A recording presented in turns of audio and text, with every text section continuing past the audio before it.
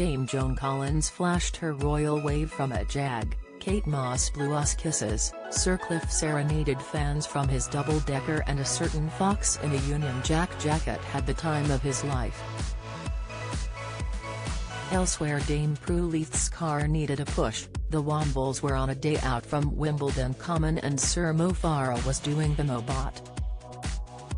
For it may have been mid-afternoon in early summer, but hundreds of our biggest and brightest stars were out to light up them all in yesterday's Platinum Jubilee pageant, each paying their own unique tribute to the most worthy national treasure of them all, the Queen. The celeb-packed time of our lives section of the parade proved just that. Each decade of the Queen's reign was represented with a literal busload of famous faces, celebrating in true British fashion, joyful, proud and unashamedly and delightfully eccentric. Or as Lulu put it, "That's what I love about the Brits, we are crazy and fun." There was indeed plenty to shout about. Sir Cliff, having flown in especially from Florida, got his chance on the mic, having joked he was green with envy watching the night before's concert, as he led the 1950s bus with the likes of Bonnie Langford, Gloria Hunniford and Hayley Mills, accompanied by rock and roll dancers, a flock of Morris Minors and of course, a dancing Bill and Ben the Flowerpot Men. As one of the few names who's been in the limelight for almost as long as Her Majesty, Sir Cliff joked, "They've got buses for all of the decades. I should be on all of them." The Daily Mirror did manage to one-up Sir Cliff, as our front pages featured on the sides of both the 50s and 60s buses. But when it came to celebs, there were hundreds who'd come along for the bus ride. The Flower Power, swinging 60s bus gave us Blue Peter's Valerie Singleton and Peter Purvis reunited, Mr. Boom Boom himself, Basil Brush, in an unfortunate outfit clash with Sir Cliff, and one of the Queen's personal favourites, Alan Titchmarsh. It was chased by a troop of Daleks, and followed by mods and rockers, and 60 years of Bond cars, including the Rolls-Royce Phantom driven by Oddjob and Goldfinger.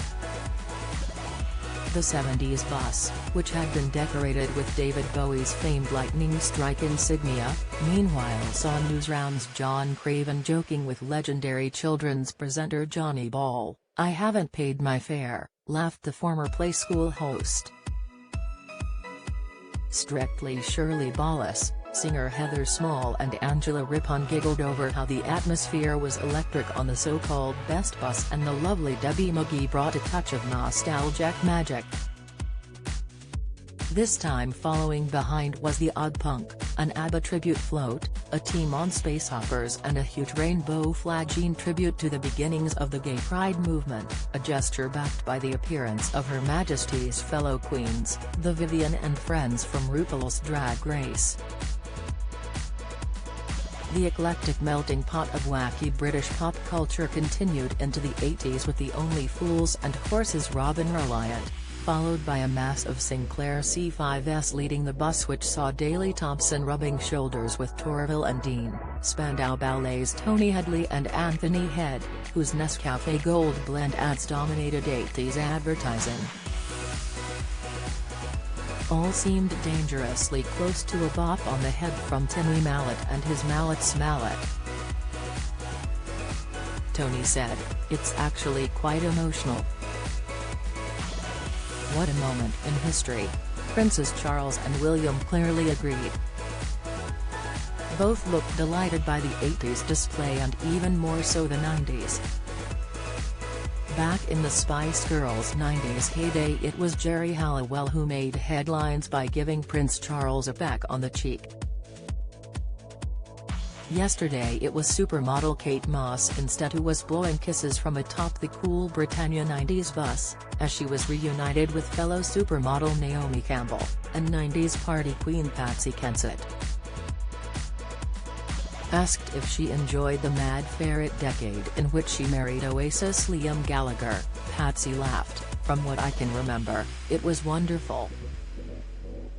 The 2000s gave us Sir Mo Farah and Dame Kelly Holmes, All Saints the Appleton Sisters, and How to Look Good Naked Skakwan, all dancing away to the iconic steps, with the 2010s bus reuniting the X Factor judge Nicole Scherzinger with Rylan Clark after his famous sobbing audition made him a household name. And while Pussycat doll Nicole might be American, she was all about celebrating the woman who first flew the flag for girl power, the Queen. "She's a legend, we all look up to her," she said.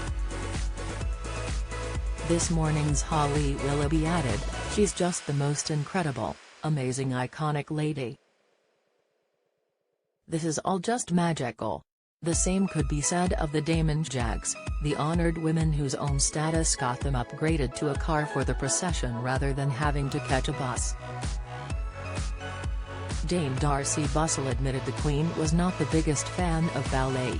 Dame Twiggy, Leslie Lawson, was riding in a car owned by Oasis's Noel Gallagher, and poor Dame Prue Leith wasn't going to let a little thing like a broken-down car get in her way of the parade, as she continued to wave and smile while her car had to be pushed along by 4 tireless stewards. It was the grandest dame of all who perhaps best summarized this remarkable, and uniquely British, time of our lives segment of the pageant. Admitting she'd practiced her own royal wave for the big day, Dame Joan Collins could not have been more proud to be involved. She smiled, "The vibe here is extraordinary. Her Majesty is going to adore it." "Well, we certainly did. Wombles and all."